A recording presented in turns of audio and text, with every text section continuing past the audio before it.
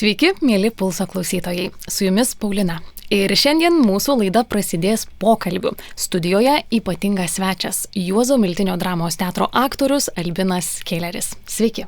Labas rytas. Visai neseniai buvo paskelbta, kad Albinas Kėleris apdovanotas Lietuvos nacionalinę kultūros ir meno premiją. Tai bet pradėkim ne nuo apdovanojimų, juk artėja šventės, o jūs esate sakęs, kad dirbti teatre reiškia gyventi teatre. Ar yra tekę, pavyzdžiui, kūčių vakarą ar kalėdų rytą praleisti repeticijoje? Žiūrint kokį laikotarpį. Tai vat pažiūrėkim tą visą plačią perspektyvą jūsų gyvenimo. Na matot, taigi jūs, Paulina, žinot, kad buvo laikas, kai nei kūčias, nei kalėdos nebuvo oficialiai švenčiamos. Bet mano šeimoje jos buvo švenčiamos. Bet darbė yra tekę. Būdavo spektakliai ir būdavo ir kalėdų dienom, ir kūčių dienom, tom šventiniam dienom būdavo spektakliai. Bet aš kalbu apie tuos laikus, kada buvo kiti laikai. Tai vat kalbant apie tą laiką, kadangi jūs į teatrą atėjote dar mokyklos suole, tai ir būdavo kartais pikta dėl tos disciplinos, dėl to tokio, kad turi būti maksimalus atsidavimas, gal truputį režisieriaus diktatūros, nes Miltinisgi griežtas buvo. Griežtas ne tas žodis, tai čia kitas klausimas. Matote, dabar apie mokyklos laikus. Mokyklos laikais aš dar mokiausi studijoje. Aš tik paskutinėje vidurinės mokyklos klasėje prieš abitūrą aš buvau priimtas į teatrą, bet dar vis tiek buvau moksleivis. Bet visa kita, tai aš buvau tik studijos mokinys. Tai ten kaip ir studijos mokinys. Aš suprantu jūsų klausimą, kai jūs sakėte, nebūdavo gaila tų laisvų dienų, kadangi mes ir šeštadienį, sekmadienį eidavom į spektaklius, dalyvaudavom spektakliuose, arba, kai buvo priimta studijos dalyviai, dalyvaudavo spektaklyje kaip apšvietėjai. Jie apšviesdavo aktorius, dirbdavom nuo pulto prie šviesų, nes reikėdavo padėti, trūkdavo rankų ir taip toliau. Žinot, būdavo retkarčiais, kadangi atrodo ir laisvadienis ir viską, o tu vis tiek eini į teatrą, bet tai ne su kažkokiu tai ypatingu kartėliu, tiesiog, žinot, jaunas žmogus, gal jis norėtų turėti ir laisvo laiko, ir kažkokiam savo asmeniniam pomėgiam, visko buvo, bet tai tokie momentiniai dalykai. Viename interviu išsakė tokią labai įdomią mintį, kad jaunam aktoriui gana sudėtingas kelias, nes aktorius turi būti senas. Tai reiškia, kad jis savo gyvenime neria į gylį, ne į plotį. Tai man buvo labai keista išgirsti tą, kad aktorius senas, nes aš dažniau girdžiu, kad aktorius kaip vaikas, nes jis visą gyvenimą žaidžia. Tai tuo geru aktorium, senu vaiku, gimstama ar tampama? Nežinau, kas čia žino nuo to gimimo, kas čia su tuo jaunu žmogumi bus ir visa kita. Čia viskas labai priklauso. Čia tiek daug sudėdamųjų, bet mums nežinomų sudėdamųjų. Kas dabar pasakys, kodėl žvilgsnis nukrypo į teatrą? Kodėl atsitiko taip, kaip atsitiko? Aš dar kartuoju tą vieną tokį žodį. Kartais yra daug atsitiktinių dalykų. Ar tie dalykai paskui išsipildo, išsivysto, tai jau vėl kitas klausimas. Bet daug atsitiktinių dalykų jau galėjo būti ir visiškai kitaip. Aš labai domėjausi sportu, aš užsiminėjau sportu, lankiau sporto mokyklą. Mano sritis buvo, aš buvau futbolistas. Mano treneris buvo labai geras, labai nuostabus treneris. Balilionis, Algis amžinatilsį. Taip, kad čia buvo toks atsitiktinumas, bet aš truputėlį jau nuklydau nuo jūsų klausimo, pakartokit dar. Ar gimstama, ar tampama tuo geru aktorium, tai senu vaiku? Nežinau, tampama turbūt, tai vis tiek yra ilgas kelias, ilgas mokslas ir tai yra ilgas pasiruošimas tam, juk taip nebūna. sprigti ir aktorium. Gali pasitaikyti, ten, sakykime, gal kine, jeigu tave ten atrenka ir staiga tu sužybi kaip žvaigždė, bet aktorystė tai yra vis tik tai yra didelis mokslas. Mokslas tai yra ilgas kelias, kol tu pasieki, kol tu išsimokini, kol tu tav leidžiama išeiti į sceną. Gerai, bet aktorystė kaip amatas, bet aktorystė ir kaip filosofija. Tai vad galbūt atėjo tas vaikas į pasaulį ir jis turi kažkokį gilesnį matymą, o kitas gal vat paviršių per gyvenimą nori bėgti. Tai vat... Aš nežinau, kokiame amžiuje ateina tas gilesnis mąstymas. Nu, koks ten gali būti pas vaiką jau tas gilesnis mąstymas. Čia viskas vėlgi taip pat žmogus gyvenimo, kai jis sustinki su naujom užduotim, naujom problemom. Jeigu, pavyzdžiui, mano atžvilgiu, kada tu atėjai į studiją, atėjau 15 metų. Nu, koks jau ten gali būti toks gilus mąstymas? Paauglystė irgi gali egzistenciniai klausimai jau būna pradeda kilti. Tai turbūt be jokios abejonės, bet vis tiek tie egzistenciniai klausimai greitai subliūkšta, kai tu sustinki su tokiu žmogumi kaip Miltinis, kurio egzistenciniai klausimai yra visiškai kitokio lygmens. Tai žinot, tada išplėtė akis, išsižioji ir tik klausai ir daugiausia, kad iš 3 jo pasakytų sakinių tu 2 nesupranti iš vis. Tai supranta, čia labai sudėtinga. Nu, bet po truputį vis tiek kažkaip tai į tą pusę bent pradedi tą kryptim žiūrėti, tą pusę žiūrėti. Čia, sakau, čia labai sunkus klausimas. Ne tai, kad sunkus, bet suprantat, nu vis tik tai nepamirškime to dalykų, kad pradedam labai nuo elementarių dalykų, kaip rašyti nuo abėcėlės, kaip rašyti nuo dailyraščio, kaip ranką sudėti. Taip lygiai aktorystėje pradedam nuo pačių pagrindų, nuo ABC. Ir toliau einama į priekį. Ir kol tu daini iki, sakykime, ten gilumų arba tų filosofijų, kurios yra nagrinėjamos tam tikrose pjesėse, tai čia yra ilgas, sudėtingas, kruopštus kelias, nematomas kelias, publikai nematomas kelias, bet jis yra. Tu susiduri su tais klausimais ir nenori, tu esi įtraukiamas į tos klausimus, į tuos klausimų, ar ten sprendimus, ar ten bent jau supratimą apie tai, ką tu kalbi. Tai tiek. Na, vat jūs tą momentą taip labai vaizdžiai, kad žiūrėjote į Miltinį išsižiojęs, dabar jau jūs esat vyresniosios kartos aktorius. Ar egzistuoja teatre tie kartų skirtumai, ar jūs jaučiate jį dirbdamas su jaunesniais kolegomis? Taip egzistuoja. Egzistuoja ir tai natūralu, kadangi pasikeitė ir laikai, pasikeitė požiūris į pačią aktorystę, į visą kitą. Taip kad, aišku, skirtumai yra. Gerai, keliaujam toliau. Jūs ne tik teatro, bet ir kino aktorius ir aš dabar jau nežinau, čia ta mintis tikriausiai irgi Miltinio, kad teatras maratonas, kinas sprintas. Jeigu neklystų, Miltinis tą yra išsireiškęs. Jūsų širdis tame maratone, kodėl? Sprintas, maratonas, nežinau, kaip čia dabar, ar čia galbūt jūs nežinau, iš kur jūs tą frazę paėmėt, bet matot, tai visiškai atrodo labai panašios, bet visiškai skirtingos meno rūšys. Jos giminingos, kadangi vis tiek ir viena ir kita remiasi vaidyba, bet matot, kine vaidyba. Kine gali būti ir neprofesionalus žmogus. Jeigu jis atitinka režisieriaus viziją, jeigu jis yra organiškas arba dar dėl kažkokių kitokių priežasčių, jis kine gali nusifilmuoti. Teatre geriausiu atveju, sakau, jeigu viskas ten sutinka, vaidmuo, tavo gyvenimiškoji patirtis ir visa kita, galbūt neprofesionalus aktorius, bet vargu bau, kadangi gali suvaidinti, ta prasme, vieną vaidmenį, gali, gali, bet ir viskas. Kinas, matot, yra kiti dalykai. Kine yra technika, kine yra montažas, kine yra operatorius, Kine yra operatoriaus rakursai.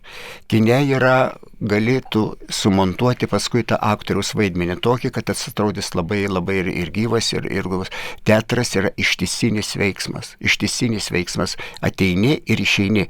Ir tu neturėsi nei pauzių, nei stop kadrų, nei iš naujo dublių pakartot, visą kitą. Tai suprantat, ir čia be pasiruošimo, be amato supratimo, be žinojimo, čia ne iš vietos tame dalyke. Čia absoliučiai skirtingi dalykai. Tai visgi tada teatras yra tas aukštasis pilotažas, kinas jau šiek tiek. Ir čia reikia. Pilotažas yra pilotažas, yra reikalingas visur. Bet jeigu mes pakreiptume truputį klausimą ir pasakytumėt jūs man, kas yra, kur, mano nuomonė, teatras yra viskas. Tikrasis aktorius yra teatre. Ir tik teatre. Bet kažkokią simpatiją ir kinui tikriausiai jaučiat, nes vis tiek būta ten to laiko. Be jokios abejonės. Kiekvienam žmogui, ar jaunam žmogui, ar ne jaunam žmogui, vis tiek kažkaip norisi save kažkada tai pamatyti ekrane, kaip tu tai atrodai, visa kita. Bet šiuo klausimu aš nelabai ką daug galiu pasakyti. Aš kine beveik dirbau labai minimaliai ir tai, ką dirbau, tai buvo ne tie vaidmenys, kurios galima būtų pavaidinti vaidmenim. O ten trumpučius epizodus arba ten vieną kitą savo veido pasirodymą ekrane aš nelaikau kino darbais. Jūs irgi išreiškit, kad teatras yra paslaptis, tai kine tos paslapties mažiau. Kodėl mažiau? Nieko nemažiau. Kinas yra visiškai kiti darbo principai, kitas darbas aikštelėje. Ten yra režisierius, ten yra, vėlgi sakau, technika. Kinas yra technika, teatras yra gyvas žmogus. Gyvas žmogus, tu išeini, tu niekur nepasislėpsi. Nei už kameros, nei už rakursų, nei už montažų. Tu išeini ir tu stovi plikas nuogas prie žiūrovų ir jis tave mato kiekvieną akimirką, be jokių dublių, be jokių nieko. Tu esi atviras ir tave, kaip toj knygoje, imkit mane ir skaitykit. Tai kaip jūs jaučiatės būdamas scenoje, tas plikas nuogas prie žiūrovus? Visai priklauso nuo vaidmens, visa kita, aš irgi nelabai, kaip jūs jaučiatės. Tai visada išėjimas į sceną visada yra aktorius yra žmogus. Ir tas buvimas scenoje tą akimirką yra nenormali žmogaus būsena. Nenormali. Dėl to, kad žmogus yra nenormaliuose situacijose, nes tu kaip žmogus turi būti pasiruošęs įeiti į tą personažą ir pradėti tada, kai prasideda spektaklis, sakykime, 6 valandą. Prieš tai atgyvenęs kažkokį gyvenimą, savo realų kaip žmogaus, kaip asmens, ir 6 valandą tu staiga jau nebe tu. Tu eini į tas situacijas, kurios yra tau nebūdingos gyvenime, kur gyvenime galbūt tu išvengtum kažkaip, o čia ne. Tu esi pastatomas į tokias sąlygas, aišku, savarankiškai, savanoriškai tą pasirinkęs visą kelią, bet aktorystė yra nenormali žmogaus būsena. Nes jūs turite išgyventi kažkokį tai jausmą, tiek krūvį gauna psichika, tiek kūnas. Jausmą tą, kurį turi išgyventi mano vaidinamas personažas. Mano vaidinamas personažas, o ten gali būti įvairi jausmų, paletė ir visa kita. Ir aš turiu būtent tą akimirką, tą valandą, tą atėjus tai piesės tai daliai arba to spektaklio daliai, aš turiu būti toje būsenoje su tam tikra temperatūra, vaidmens temperatūra, visa kita. Tai čia yra, kaip, ar čia normalu? Ne? Tai grįžus namo, ar lengva būna užmigti po spektaklio? Visaip. Būna lengva, būna sunku kartais. Visaip. Tai čia nuo personažo, sakysit, irgi priklauso. Visaip, sakau.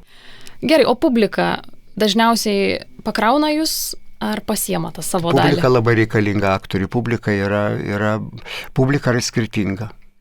Nėra nė vieno spektaklio, kad būtų lygiai tokia pati publika. Vieną vakarą, antrą vakarą ir trečią vakarą. Niekada to nėra buvę. Pradedi spektaklį ir jau pradedi jausti tą publiką. Ji šiandien imli, ji tyli, ji klauso, kartais nesuprasi. Atrodo, kad liktai tavęs nesupranta. Absoliuti tyla.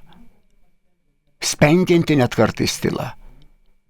Ir baigėsi spektaklį, galvoju, kažkas šiandien kažkaip kitaip, gal nepasiekė, gal kažko nesuprato, gal mes kažko nepadarėm. Ir po tos tylos didžiulis kažkoks pliūpsnis ovacijų. Kažkokia publika atsigauna, tai vadinasi visą laiką buvo susikaupus. Kartais būna labai publika, kuri iš pat pradžių pradeda reaguoti, imti tam tikras replikas, reaguoti visą kitą. Taip, kad jinai būna skirtinga. Va čia irgi įdomiai, kaip pasakėte apie tą tylą po spektaklio, tai mano teatro mokytojas buvo Vidmantas Fielkauskas ir jis labai kalbėjo apie tą tylą, kad tyla rodo, kad žmogus, procesas vyksta galvoje. Jis dar mąsto, o tie aplodismentai dar tik turi po tos akimirkos tiesiog plūsti. Tai jisai sakė, kad tai yra indikacija, kad publika suprato. Tai jūs per garsą ar per kažkokį dar kitą jausmą ir skenuojat tą publiką, kokia ji, kaip ji suprato? Na, pirmiausia, aš stengiuosi ne publiką skenuoti, pirmiausia, aš stengiuosi tai publikai kažką pasakyti. Bendraudamas su partneriu, vis tiek tu bendrauji, aš bendrauju su partneriu, bet aš su jumis bendraudamas kaip su partneriu, aš kalbuosi ne tik su jumis, aš tą patį perduodu, aš bendrauju su publika. Ir publika yra mano partneris. Jam aš siunčiu tam tikrus signalus. O gatvėje dažnai jūs užkalbina žiūrovai? Ne, mūsų miesto žiūrovai yra labai mandagus, labai gražus, labai inteligentiški, labai kuklus, taip kad... Retai, bet kartais prieina gal kažko paklausti. Ar padrasinti, nežinau, kažkokią mintį išsakyti. Nieko, nusišypso, pasisveikina. O yra, kad turit kažkokią baimę prieš eidamas į sceną, atrodo jau daug metų scenui, bet gal kažko dar... Ne kažkokia baimė, visada yra ne tai, kad baimė, visada yra jaudulys, visada yra kažkokios tai, yra įtampos, matote, yra atsakomybė. Dėl to, kad vėlgi, jūs mane pradžioje mūsų pokalbio klausėte apie kiną ir teatrą. Teatras, kiekvienas spektaklis yra vėl iš naujo. Jeigu kine nusifilmavai, padarai, kad ir jeigu nesiseka 5, 6, 8, 12 dublių, kol tu pasiekė rezultatą, viskas. Tu šitą sceną pamiršai, tu niekada gyvenime prie jos negrįši. Jau nebe tavo reikalai, kada sumontuos, paleis į ekranus tą tavo nufilmuotą medžiagą ir visą kitą. Teatregi, aš kiekvieną vakarą praėjau spektaklis, tai nereiškia, kad jis lygiai taip pat praeis ir kitą spektaklis, kitą vakarą. Kiekvieną vakarą vėl reikia eiti iš naujo ir vėl tą patį ir tuo pačiu ne tą patį. Juk negali, kaip tu dabar atkartosi, ką tu vakar pasakei. Neatkartosi niekada. Aišku, tekstas tas pats, rūbai tas pats, apšvietimas tas pats, bet tu jau kitoks. Tu gyvas žmogus, tu keitiesi. Taip, kad vėl reikia viską pereiti iš naujo. Kiekvieną vakarą yra iš naujo. Todėl sakau, kaip jūs klausėte. Publika yra skirtinga, kiekvienas spektaklis susirenka. Lygiai taip pat ir aktorius yra, tu viską žinai, viską moki, viskas lyg ir surepetuota ir vėl viskas būna truputėlį kitaip, negu tai buvo vakar. Viskas turi būti iš naujo, todėl tai gyva. Tai dėl to, jūs vėl klausėt manęs, teatras ar kinas. Aišku, teatras. Nes čia yra pastoviai tas pats, pastoviai kintama, pastoviai tas pats ir ne tas pats.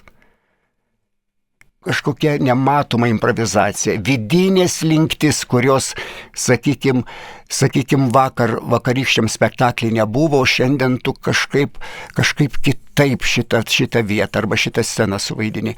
Čia yra pastovus toksai procesas. Ir tai nepamirškim, tam reikia sukaupties, reikia pasiruošimo. Yra todėl pastovis tokia būsena, kur yra atsakomybė, nervas, įtampa. Tas jaučiama prieš kiekvieną spektaklį ir prie to nepriprantama. O jeigu priprantama, tai yra labai blogai. Tai yra labai blogai. Čia visi ne tik Miltinis gal ypatingai, tai jeigu tu nesijaudini, jeigu tau tas pats, tai tu iš vis neturi temperamento, tu tas yra ramus, tu išeini kaip lenta, kaip metalo gabalas, tai ko tada nėra ką eiti į sceną. Turi būti tas nervas, nes čia gyvas organizmas kiekvieną vakarą turi dirbti. Man jūsų klausantis dar irgi atėjo tokia mintis tokio vieno aktoriaus, panevėžiečio, bet aš dabar nebeatsimenu jo pavardės, jis aiškino, kodėl jam kinas patinka, nes sako, kartais būna medžiaga, kurios nelabai mėgsti, kine atfilmuoji ir viskas, o teatre gal nelabai patinka ir turėsi, ta prasme, vaidinti. Būna medžiaga, kad ne prie širdies kažkoks, nežinau, spektaklis, personažas, kažkas, reikia truputį save taip stumtelti į tą visą. Na, vis tiek, žinokit, repeticijos galų gale niekas tavęs neverčia vaidinti. Jeigu tavo ne prie širdies ir tavo nepriimtinas, pavyzdžiui, arba režisieriaus mąstymas, arba režisieriaus pozicija, arba pjesė nepatinka, niekas tavęs nedraudžia tiesiog nedalyvauti tame kūrybinėme procese, atsisakyti ir viskas. Ir tu būsi tikriausiai suprastas, aš taip galvoju. Bet jeigu jau tu pasirašei po to, jeigu tu, matot, čia vėlgi, jūs klausėt mane, čia ne taip viskas paprasta, kad gauti vaidmenys, negalvokit, kad mums taip vaidmenys nukrenta. Mes stovime eilėje prie vaidmenų.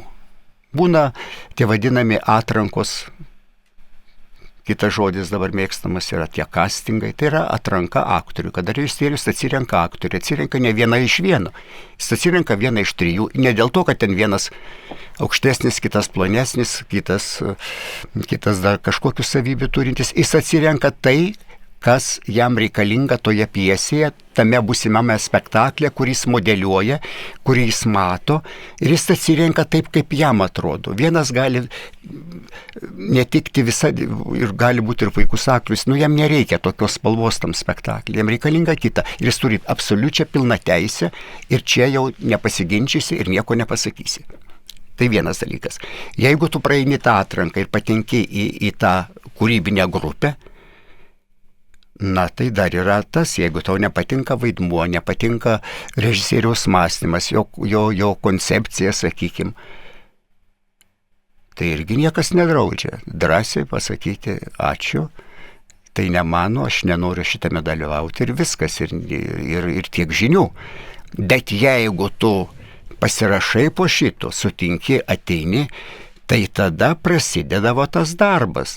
Ir tu giliniesi, kodėl tau tas personažas būtent toks, o ne kitoks. Čia nėra tas, čia patinka, nepatinka, čia kulinariniai terminai. Ir stengiasi surasti motivacijas tam personažui, visą kitą. Ir dažniausiai tai atrandama. Yra tas dalykas taip, ir tada stengiasi tai įgyvendinti. Yra tekę atsisakyti? Yra. Ir tie motyvai būna susiję dažniausiai? Tie motyvai dažniausiai yra susiję su manim pačiu. Jų nedaip dažnai yra buvę. Gal vienas koks ryškus, bet tai nesusiję nei su režisierium, nei su režisieriaus pažiūrom, nei su mano pažiūrom. Tai buvo susiję tik su pačiu manimi. Aš savęs nemačiau tame spektaklyje. Po truputį mūsų laikas senka, aš dar turiu 2 klausimus, kadangi mes nepalietėm nacionalinės kultūros ir meno premijos. Tai ką jums reiškia tie įvertinimai, nes jų gyvenime būta daug ir auksinis scenos kryžius, ir vyriausybės kultūros ir meno premija. Ką jums reiškia? Man tai reiškia labai daug. Labai daug, aš labai dėkingas, kad tiem žmonėm, kurie atliko tą darbą, kurie nusprendė, įvertino, Man tai labai daug. Tai yra mano gyvenimo įvertinimas. Vis tik tai didžiulis kelias praeitas. Aš kitais metais oficialiai bus 50 metų, kai aš dirbu teatre. Pabrėžiu, viename teatre, Juozo Miltinio teatre, Panevėžyje, teatre, kuris yra Panevėžyje, kuriame aš užaugau, kuriame dirbau visą gyvenimą. Tai yra mano gyvenimo įvertinimas, kūrybinio gyvenimo turiu įvertinimas. Aišku, tai man yra didelė likimo dovana. Ir paskutinis klausimas. Per tuos beveik 50 metų, ką jums teatras davė ir ką galbūt atėmė? Tai, ką jūs dabar, mes abu kalbame su jumis, ką jūs matot prieš save, tai viskas yra duota. Ko atėmė, tai aš to neturiu, tai tą turbūt ir atėmė, bet aš nežinau, ką man atėmė. Aš nežinau, čia tas klausimas. O ką man galėjo atimti? Jūs dabar klausimas į klausimą. Ką galėjo atimti, aš nežinau, galbūt vėlgi tas gyvenimas teatre. Laisvą laiką, laisvalaikį, poilsį, laiką praleistą, taip sakant, dėl savęs. Taip, šito aš turėjau, sakykime, mažiau to viso dalyko, bet aš nesiskundžiu, supraskit. Negalima net skūstis, niekas manęs į teatrą nevarė. Aš atėjau pats, tai savanoriškai pasirinktas gyvenimo būdas. Laisvanoriškai ir savo valia aš atėjau į tą galerą. Ir niekad nesakau, koks velnias mane stumė į tą galerą. Aišku, gal mintise ir pagalvodavau, nes tai būdavo ir sunkių momentų viskas. Tai mano pasirinktas kelias, aš tuo keliu ėjau. O jame buvo visko. Absoliučiai visko. Ir tikrai galiu pasakyti, kad to džiaugsmų arba laimingų akimirkų, ar ką, jų buvo nepalyginamai mažiau, net nesulyginamai su nieko, negu nežinios, kažkokio blogumo, nepasitenkinimo,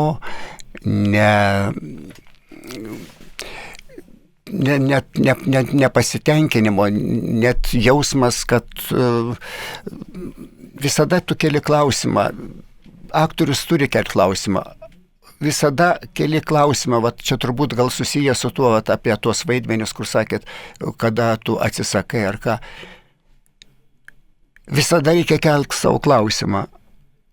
Ar aš dar galiu? Ar aš dar moku? Ar aš dar tinku tam darbui? Šitą reikia kelti kiekvieną dieną. Aš turiu būti pasiruošęs, kad aš būčiau reikalingas, kad mane kviestų, ar į atrankas, ar užimtų spektaklį. Aš turiu būti, man niekas ant lėkštelės per visą gyvenimą nėra nieko padėjęs. Aš turėjau tai įrodinėti kiekvienu savo darbu, kiekvieną repeticiją, kiekvienu naujų pastatymų. Niekas niekada man nėra paglostęs per galvą ir ant lėkštelės atnešęs. Štai tau vaidmuo, štai dar tau kitas vaidmuo. Nieko panašaus. Aš dirbau sunku, kruopštų darbą, kartais pavykdavo, dažniausiai galbūt nepavykdavo, bet aš turėjau tą siekiamybę. Bet vėlgi kartuoju, aš tai pasirinkau laisvanoriškai, savarankiškai, prisėmiau, tai mano gyvenimo būdas. Ir dabar kaip pasakyti, ar tai buvo sunku ar nesunku? Ne, jeigu aš išgyvenau, jeigu tuo gyvenu, tai... Tai ir paminėjote, esat laimingas, tai čia ir yra tas tikriausiai svarbiausias momentas, labai svarbus. Tai štai mūsų laikas ištiksėjo, mes čia tikriausiai galėtume kalbėtis, tai tikiuosi dar kalbėsime tik tai kitą kartą ir kitomis temomis, o šiandien ačiū, kad atėjote ir ačiū už įdomų pokalbį. Ačiū Jums.